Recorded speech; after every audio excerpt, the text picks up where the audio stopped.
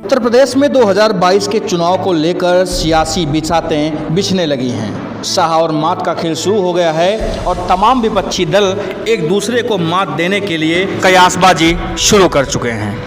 वहीं खबर समाजवादी पार्टी को लेकर है।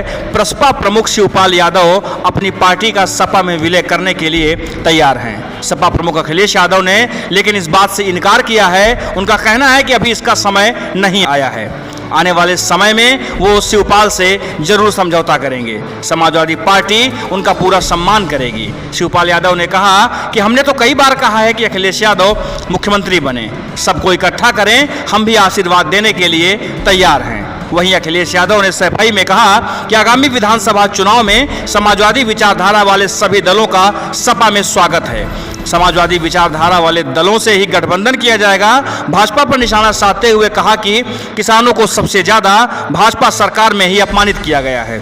देश को अन्न देने वाले किसानों को आतंकवादी तक कहा गया है। जनता इसका जवाब चुनाव में जरूर देगी। समाजवादी कुनबे में बिखराव के बाद से ही काफी दिनों तक ये कयास लगाए जाते रहे कि चाचा शिवपाल और अखिलेश यादव के बीच में रिश्ते और बिगड़ रहे हैं। लेकिन बीते कुछ दिनों से इस बात की सुगबुगाहट शुरू हो गई थी कि चाचा शिवपाल और अखिलेश यादव फिर से इकट्ठा होंगे और समाजवादी कुनबा फिर से मजबूत होगा। इसकी पहल तब हुई जब शिवपाल यादव ने कुछ दिनों पूर्व ही एक बयान दिया था कि वो इस बार समाजवादी पार्टी के साथ मिलकर चुनाव लड़ सकते हैं।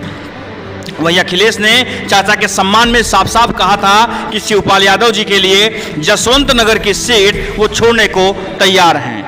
इसके बाद से ही चाचा भतीजे में रिश्ते सामान्य होते दिख रहे थे।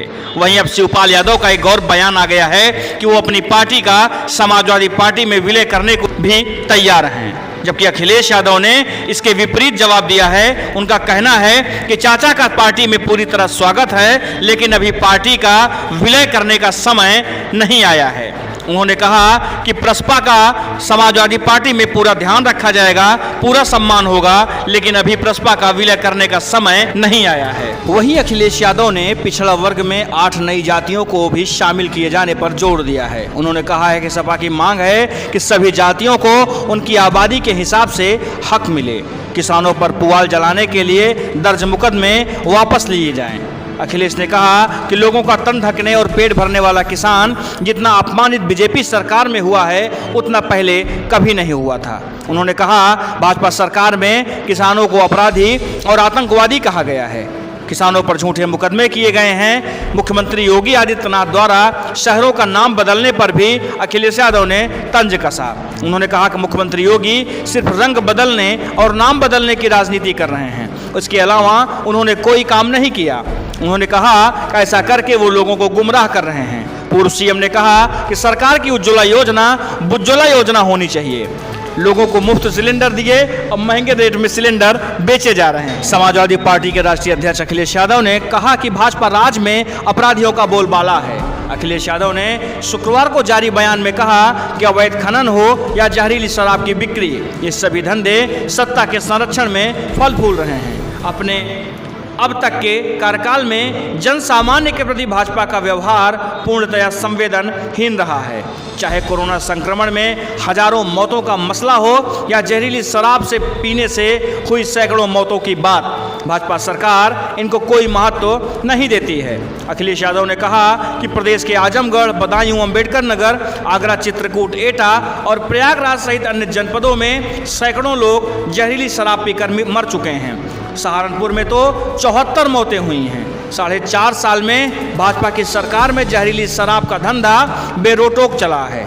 उन्होंने कहा कि शराब माफियाओं को सत्ता का संरक्षण मिलता रहा है, इसी वजह से अब तक अवैध शराब पर रोक नहीं लग पाई है। वहीं अखिलेश यादव ने कहा कि भाजपा सरकार का इन सब पर कोई नियंत्रण नहीं है। विधानसभा का चुनाव नजदीक आने के साथ ही समाजवादी पार्टी अब सत्तारूढ़ भारतीय जनता पार्टी पर तरह तरह से निशाने साधने में लगी हुई है। अब देखने वाली बात यह होगी कि समाजवादी पार्टी और उसके मुखिया अखिलेश यादव का ये दांव 2022 में कितना सटीक साबित होता है। Bureau report, UP news.